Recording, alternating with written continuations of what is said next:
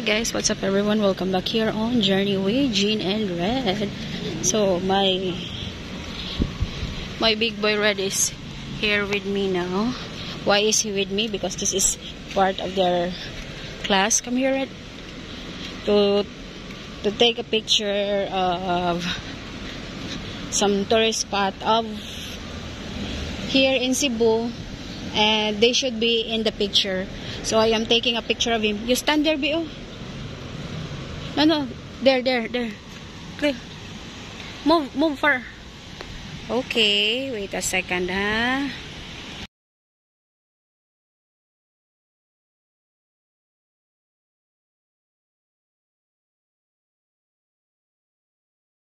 So this is the heritage of Cebu and the story. So we will go across at 7-Eleven to buy water because my baby is very thirsty. Come here, the entrance is there,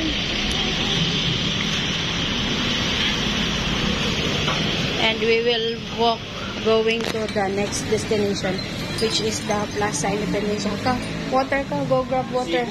Water.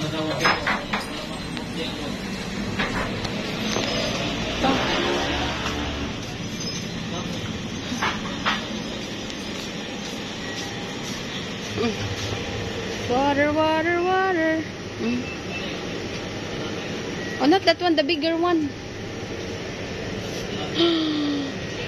I don't know, the other one na lang. The other one. Oh. Ano, the orange one or green? You have red naman. Orange one or green? Oh. Okay, ikaw, you pay there. Wait. Where's the money? Get the 100. No, just grab the 100. No, just grab the 100. Okay, you go and pay at the cashier.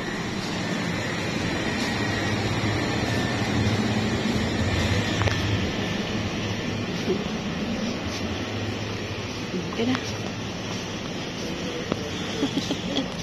Go. No, you line up there. You're next. Red. Email be.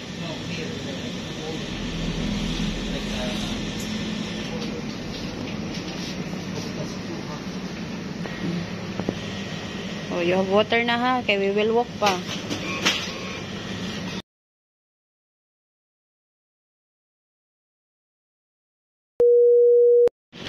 So guys, we are Red. Ay, pagkuan lang ka.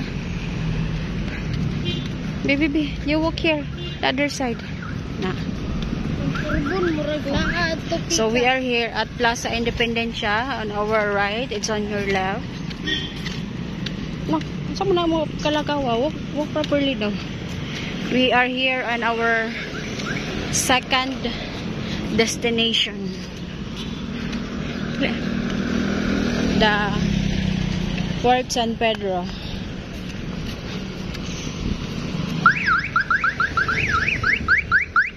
The Plaza Independencia, guys, and the Fort San Pedro, that one. This is near Pier 1. The pier going to Hitafe, Bohol. Be, cute kayo ang kahoy. The tree is very short.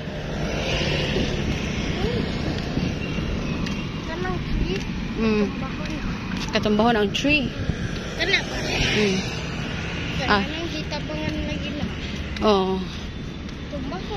Katumbahon na.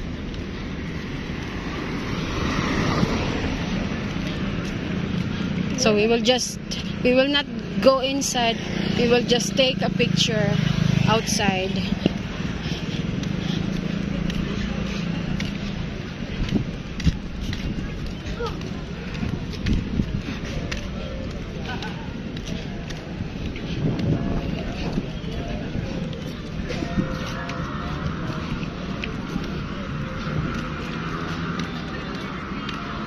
And also Plaza Independencia and Fort San Pedro is near the post office.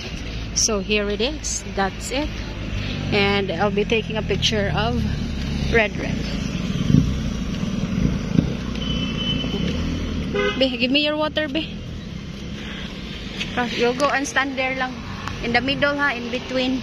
Oh, you go on. No, there. In the middle. Na.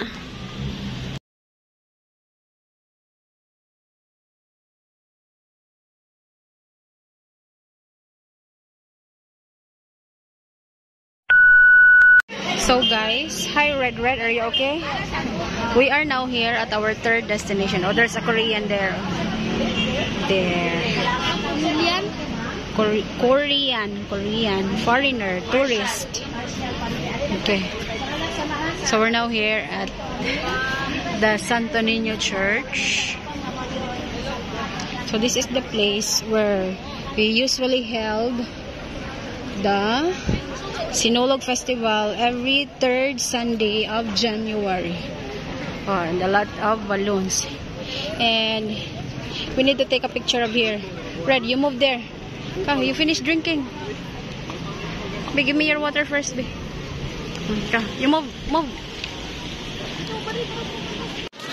So guys, if you could notice these ladies wearing yellow and red, they are called the dancing ladies or the prayer warriors here.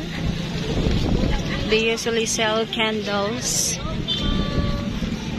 And you hold this one first. And if you don't have time to pray, well, they can pray for you in your behalf. You just have to buy that candles. And also guys, here there's a place here. That place there there was a news last 2 weeks ago that we should be careful of our valuables, especially handphones and bags, because there are pickpocketers in there. So we will go to our fourth and last destination, the Magellan's Cross. Wait, it's just walking here. Oh, it's empty. Magellan's. Oh.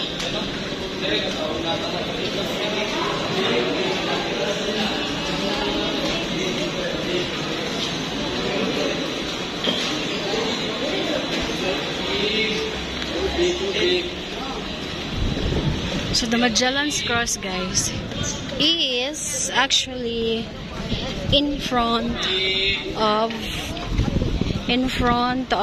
Cebu City Hall.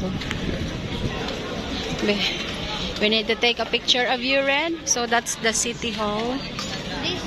This the last one? Yes. This is the last. And we're gonna go home? Yeah. Bye. So that's the City Hall. And I need to take a picture of you here. So you better get inside there. So that's the this cross of Tindalo wood. In case it's the original cross planted by Ferdinand Magellan on this very site, April 21st, 15 and 21. So guys, since this is our last stop, so I'll just say goodbye for now. Say goodbye, bye. Bye, guys. Are you tired of walking? Yeah, he's very tired of walking. It's very hot. So that would be all for today's video, and thank you once again for watching.